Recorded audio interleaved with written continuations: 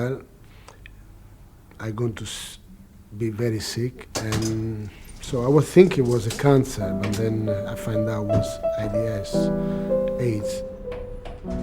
At that period, we knew very little about that disease, and we only thought that an average of 10% of people who developed the disease completely. So it was not yet something that important. There were some rumors, but most people refused to believe and know, and of course they care and how are you and anything. But we knew that he didn't want to speak about it, so people kept very quiet also.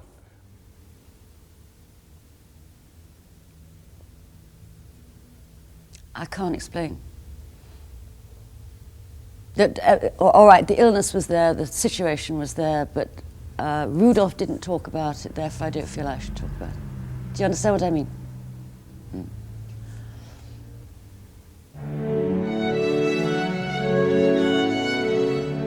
At that period, Rudolf was not very worried about what could happen in the future.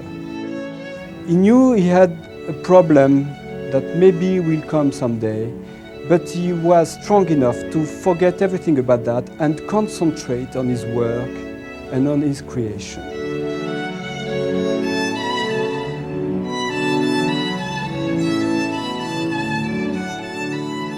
He was self-contained, but you would have to be. He must have always been. How else could you just make that decision to leave your home, your country and everything? Not knowing what the future would hold. I mean, not a suitcase, nothing. Nothing. It's something that's impossible for us to visualize, isn't it? That you don't see your family ever again.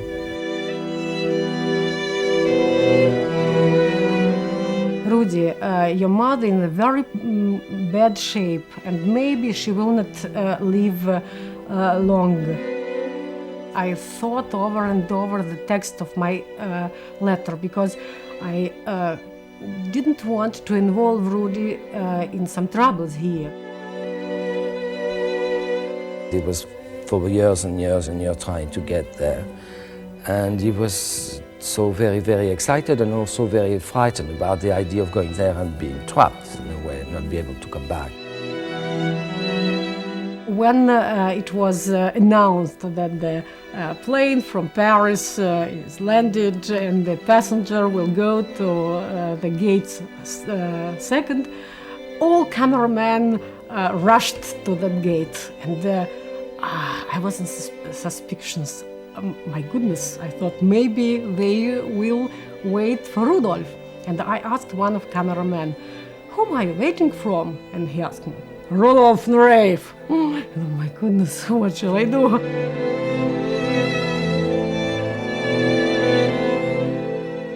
When Rudolf sailed up through a crowd,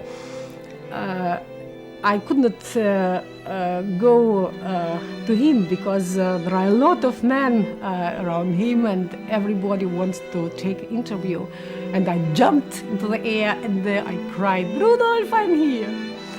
And he came to me and said to me very proudly, "Would you like to share my glory?" I'm happy to be here.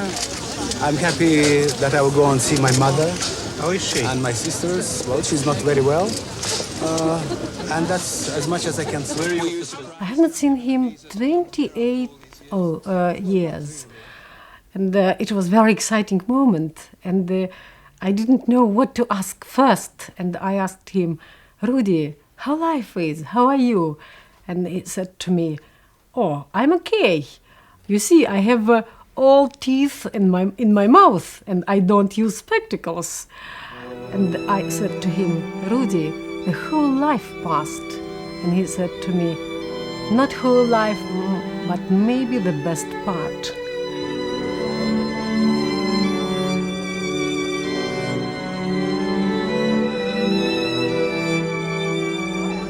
Ну и волновалась, конечно, все-таки 26 лет не виделись. А стояли мы вот здесь, ждали, когда люди отсюда выйдут. А он, оказывается, вышел через зал базарный. И, в общем, он к нам со спины подошел. Ну, в общем, тут объятия, в общем, цветы.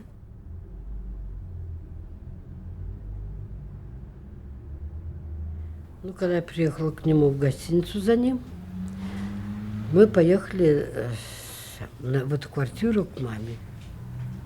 Он хотел увидеть маму, мы приехали сюда.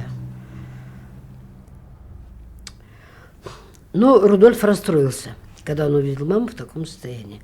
Она была очень больная, была она парализована. Она уже и не разговаривала. Потом мы немножко посидели и поехали по городу. He thought that his mother did not recognize him. Is it real Rudik? It was only this sentence she pronounced when he had been there. He remembered all the surroundings, the places where he spent his childhood. It was very moving for him.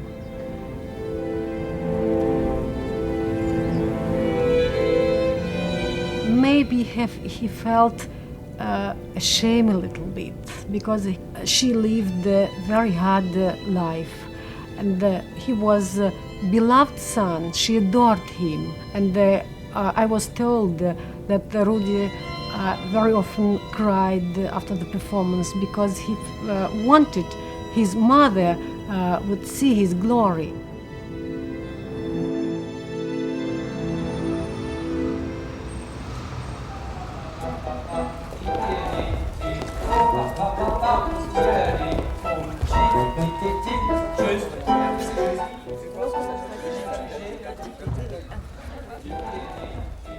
There was some problem with administration about his contract.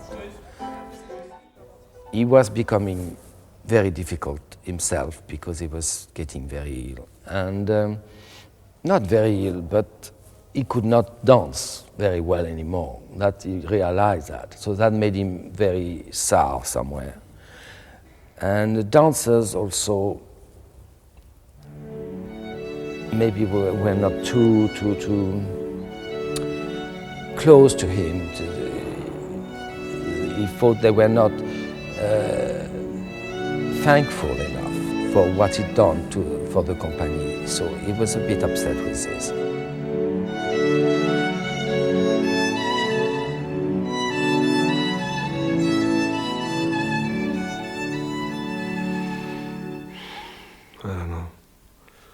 I don't know really what to say about the Barisov. Difficult era.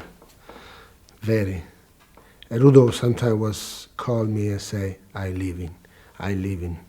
But then he changed. Every time he decide to leave, he say, I go shopping, I spend a lot of money, and then, I calm down, I go back, start again. But I think at the end he did what he was having his mind. I, the president of Colombia, don't want to do business with them anymore, and that's it. And I said, well, I guess Paul must have done that. We haven't heard anything, so he thinks that it's over and done with. And I said, look,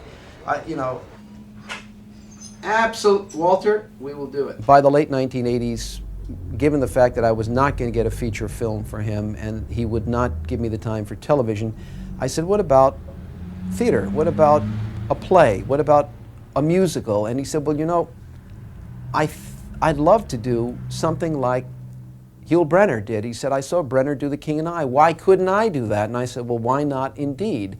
He instantly hooked into the financial end of it and was curious how much money he would make. And when we discussed the money, he was quite comfortable about doing it.